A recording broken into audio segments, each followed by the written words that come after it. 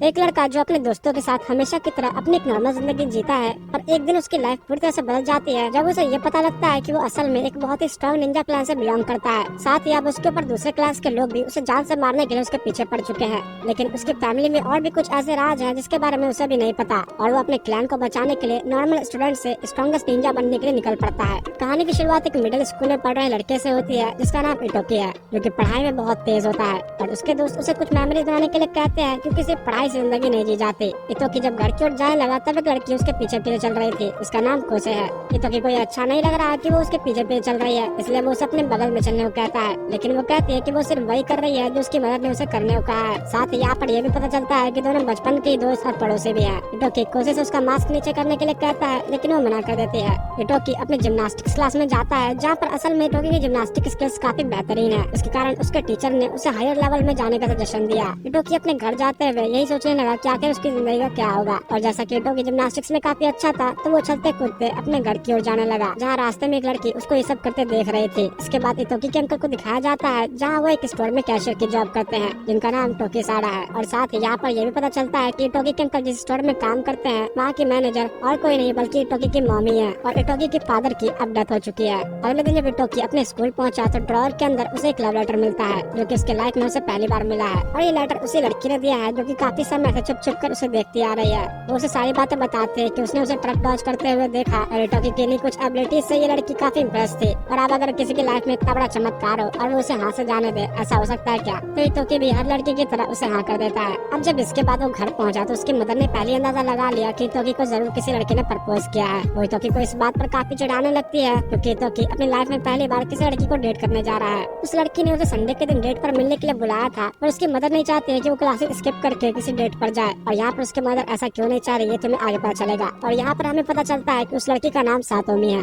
Sunday का दिन आते ही इटोकी किसी तरह अपनी मम को चकमा देते हुए अपने अंकल की मदद से डेट पर आ जाता है। इटोकी किसी लड़की के साथ पहली बार डेट पर आया है जिस वजह से उसे कुछ समझ नहीं आता कि वो क्या करे, जिस पर सातोमी ने उसे अपने घर चलने को कहा। देख रहे हो पहली डेट पर ही घर पहुंच गया। यहाँ पर इटोकी पहली बार किसी लड़की के घर आने के कारण काफी नर्वस था, तभी सातोमी अचानक से अपने कपड़े उतार कर उसके पास आ जाती है। अब ये सब होते देखकर उसे लगने लगा कि शायद उसके साथ कोई प्रैंक कर रहा है और अभी कोई निकल कर उसे धप्पा कर देगा। इटोकी ने जब बेड के नीचे देखा तो वहाँ एक निंजा था जो कि उसके ऊपर अटैक कर देता है, जिससे उसके चेहरे से खून निकलने लगा। तभी सातोमी भी उसके ऊपर अटैक करने को तैयार हो गई और साथ ही काफी सारे निंजास भी वहाँ आ गए थे। अचानक वहाँ किसी ने स्मोक ब्लास्ट किया और तब कोसे वहाँ उसे बचाने के लिए वहाँ पहुँच जाती है। कोसे इटोकी को कार के अंदर ले गई जहाँ उसकी मदर के स्टोर में काम करने वाले लोग थे। वो इटोकी को यंग मास्टर कहते हुए उसे माफी मांगने लगे क्योंकि उनकी गैर जिम्मेदारी के कारण इटोकी को सब देखना पड़ा। उनकी कार आगे जाकर टकरा गई जिस पर वो इटोकी को भागने के लिए कहते हैं और इधर वो लोग निंजा से फाइट कर रहे थे।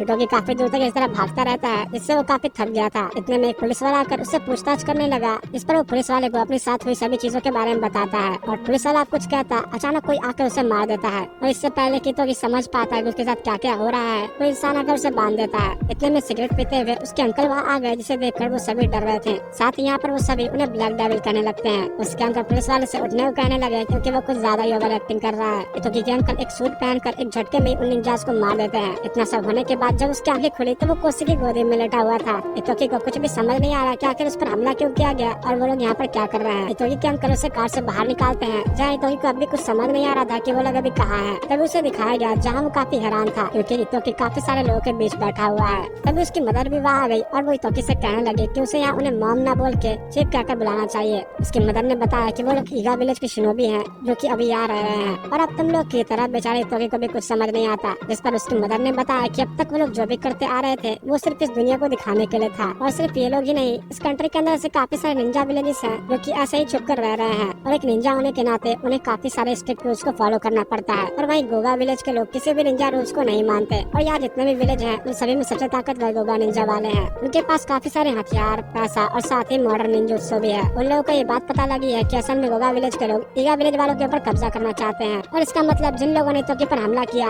गोगा विलेज से ही थे। लेकिन इटोकी को अभी कुछ समझ नहीं आ रहा था और वो जानना चाहता है कि आखिर उन लोगों ने सिर्फ उस पर ही हमला क्यों किया। इस पर उसकी मदर उसे बताती है कि ऐसा इसलिए क्योंकि इटोकी ईगा विलेज का 19th सक्सेसर है और तभी वो सब लोग उसके सामने झुक जाते हैं। इधर गोगा विलेज को दिखाया गया जहाँ पर उनका सब्स्टिट्यूट चीफ कीडो आकर अपने विलेज के लोगों को मोटिवेट करता है क्योंकि उन लोगों ने अपने चीफ को खो दिया है जिसका नाम शिनमारू था और अब वो लोग एक आँख के बदले दूसरी आँख लेंगे, जिसका मतलब कि अब वो लोग अपने चीफ का बदला लेंगे। इधर इटोकी को इस बात पर यकीन नहीं हो रहा कि निंजास जैसी कोई चीज एग्जिस्ट भी करती है। इस पर उसे बताया गया कि निंजा उसकी सोच से भी परे है, क्योंकि पुलिस वाले भी उनके सामने पानी कम चाहे हैं। उसकी मॉम अब उसको खुद को प्रिपेयर करने को कहती है। तभी उसका अंकल आकर इतोकी को वहाँ से ले जाने लगता है। इतोकी को उसके अंकल ने बताया कि अब ये चीज उसे ही डिसाइड करनी है कि वो मरना चाहेगा या एक निंजा बनकर अपने आप को और अपने विलेज को बचाना चाहेगा। लेकिन इतोकी के लिए अब भी ये सब बातें हजम कर पाना काफी मुश्किल था, क्योंकि कुछ समय पहले ही वो मरते मरते बचा और अब उसे एक निंजा बनने के लिए कहा जा रहा है। इतोकी को अब इस तरह देखकर उसके अंकल उसे कहता है कि अगर वो चाहे तो वो उसे यहाँ से लेकर भाग जाएगा। और ये बात इतोकी की मॉम नहीं उनके अंकल को कही, क्योंकि उनकी लापरवाही के कारण ही इतोकी एक्सपोज हो गया। तो अगर इतोकी को भागना है तो अब उनके साथ भाग निकल जाए, वरना वो कभी भाग नहीं पाएगा। असल में इतोकी के पिता इगा विलेज के हेड थे और जब वो मरे तो इतोकी के हेड बनने की बारी आई, पर उस समय इतोकी काफी छोटा था, इसलिए उसकी मॉम ने ये रिस्पॉन्सिबिलिटी ले ली। उसकी मॉम एक निंजा भी नहीं है, लेकिन फिर भी वो इस विलेज के हेड बनी और अब इतोकी को जो करना है इसका फैसला उसके ऊपर है। इतोकी को तो ये तक पता नहीं कि उसकी मॉम ने कितना कुछ सहा है। अपने अंकल की ये बात सुनकर इतोकी ने फैसला किया कि वो अब अपनी मॉम को छोड़कर कहीं नहीं जाएगा। इसके बाद सातोमी को दिखाया गया, जिसने इतोकी को मारने की कोशिश की थी। उसे पता लग गया कि इतोकी अब ईगा निंजा के साथ मिशन में शामिल हो चुका है, जो सुनकर वो इतोकी को मारने की कसम खा लेती है। तभी गोगा विलेज की मीटिंग दिखाई गई, जहाँ पर वो सभी ईगा विलेज के खिलाफ प्लानिंग कर रहे थे। अगली सुबह जब इतोकी सोकर उठा तब उसे एक लेडी ब्रेकफास्ट करने के लिए बुलाती है, जहाँ ब्रेकफास्ट होने के बाद गोगा विलेज के सिचुएशन के ऊपर मीटिंग भी की जाएगी। वो लेडी इतोकी को बताने लगे कि अभी इस सिचुएशन में उसे स्कूल जाने की कोई जरूरत नहीं, तो अभी कुछ दिन उसे अपने स्कूल में एब्सेंट ही रहना होगा और अब से इतोकी को एक निंजा स्कूल में जाना होगा। तब एक टैब के अंदर निंजा स्कूल का एडवर्टाइजमेंट देखने पर इतोकी कहने लगा कि एक फेक एडवर्टाइजमेंट है, लेकिन ये रियल था और इसकी इन्फॉर्मेशन इंटरनेट पर अवेलेबल थी, जिसके कारण इसके ऊपर लोगों को कम शक होगा।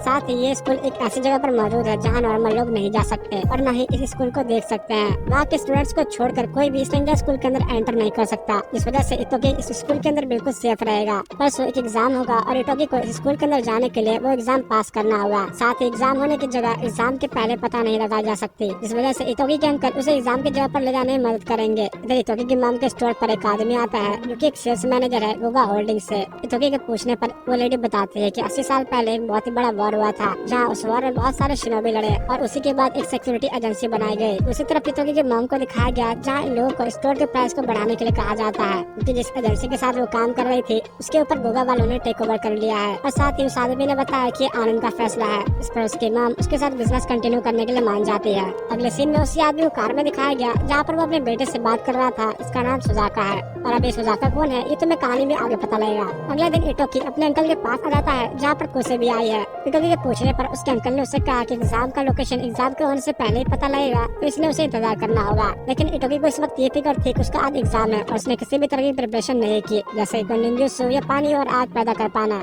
जिस पर उसका अंकल उसे एक सिगरेट जलाते हुए कहता है कि ये फायर रिलीज था। इतोकी को कुछ भी समझ नहीं आता और तभी कोसे उस सिगरेट पर कॉफी गिराकर कहती है कि वाटर रिलीज था। और तब कोसे उसे समझाने लगी कि अगर फायर का इस्तेमाल किया जाए तो फायर रिलीज होता है और अगर वाटर का इस्तेमाल किया जाए तो वो वाटर रिलीज होता है। और वैसे भी बिना किसी चीज की मौजूदगी में वो कुछ नहीं बना सकता। अगर उसे फायर रिलीज सीखना है तो उसे कोई ऐसी चीज चाहिए जिससे वो फायर पैदा कर पाए। तब उसके अंकल को फोन पर एक कॉल आता है, जहाँ पर उन्हें एग्जाम की जगह बताई जाती है। जिसके बाद सभी लोग गोगा विलेज के सुपरमार्केट में पहुंचे, जहाँ पर इतोकी को यकीन नहीं होता कि टेस्ट इस जगह पर होने वाला है। इस पर उसके अंकल ने उसे बताया कि टेस्ट के दौरान किसी को मारना एक शिनोबी के लिए इलीगल होता है और इस वजह से इतोकी यहाँ पर सेफ है। इसके बाद इतोकी को से अंदर पहुँचते हैं, जहाँ पर कोसे उसे फूड क्लब से निंजा फूड के सेक्शन के बारे में पूछने को कहती है। इतोकी के जाकर ऐसा पूछने पर वो उसे एक स्पेशल सेक्शन में ले जाता है। उसने उन्हें बिल्कुल ही लास्ट वाले रूम में बैठने को कहा। दोनों जब वहाँ पहुँचे तो वहाँ पहले से कुछ बच्चे मौजूद थे। तब उनके एग्जामिनर आकर उनके एग्जाम के बारे में बताता है, जहाँ उनके एग्जाम हाइड एंड सीक का होगा। उन सभी को दो ग्रुप में बंटना होगा, जहाँ एक जाकर छुपेगा और दूसरा उसे ढूंढेगा। अगर छुपने वाला इंसान 10 मिनट तक छुपा रहा तो वो जीत जाएगा, नहीं तो अगर खोजने वाले इंसान ने उसे 10 मिनट से पहले ढूंढ लिया तो उसको खोजने वाला इंसान जीत जाएगा। साथ ही सभी के ऊपर कॉन्स्टेंटली कैमरे से नजर रखी जाएगी। अगर किसी ने भी रूल तोड़ा तो उसे डिस्क्वालीफाई कर दिया जाएगा